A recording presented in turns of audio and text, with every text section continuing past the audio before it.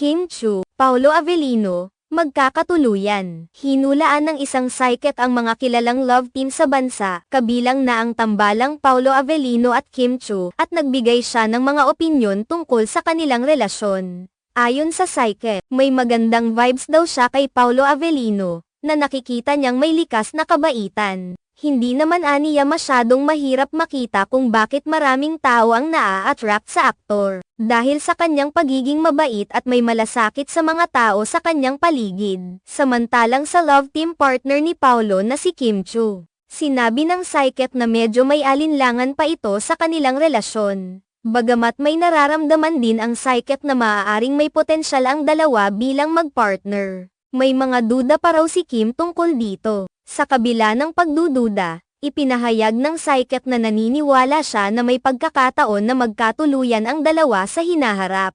Ang psychic ay naniniwala na may mga senyales o indikasyon sa kanilang mga baraha na nagpapakita ng posibilidad ng isang relasyon.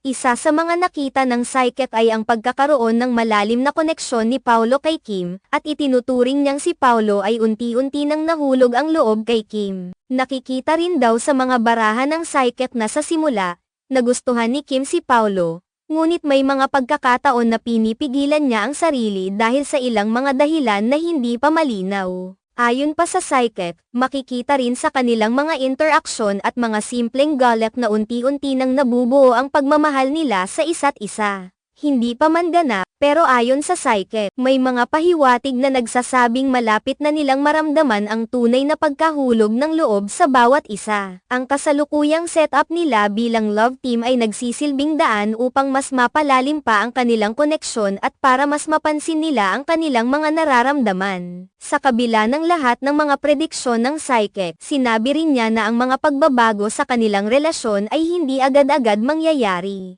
Kailangan nilang pareho ng oras at pagkakataon upang mas lalo pa nilang maunawaan ang isa't isa, at tiyak na hindi madali ang kanilang daraanan. Maraming bagay ang dapat nilang isaalang-alang at tiyakin na hindi sila magmamadali sa pagdedesisyon kung ano ang mangyayari sa kanilang relasyon. Gayunpaman, sa mga nabanggit na senyales, hindi rin tinatanggihan ng psychic na may potensyal na magtulungan ang dalawa sa kanilang propesyon at personal na buhay. Sa pagiging magka-love team, may mga pagkakataon na ang kanilang relasyon ay nagiging mas malalim dahil sa pagtutulungan nila bilang magkasama sa mga proyekto. Tiwala ang psychic na kung patuloy nilang susundin ang kanilang nararamdaman at magiging tapat sa isa't isa, maaari nilang maabot ang isang masayang relasyon sa hinaharap. Bagamat ang hula ng psychic ay batay lamang sa mga simbolo at baraha, nagbibigay ito ng isang pananaw na maaari pang magbago ang kanilang relasyon at magpatuloy ang kanilang kwento.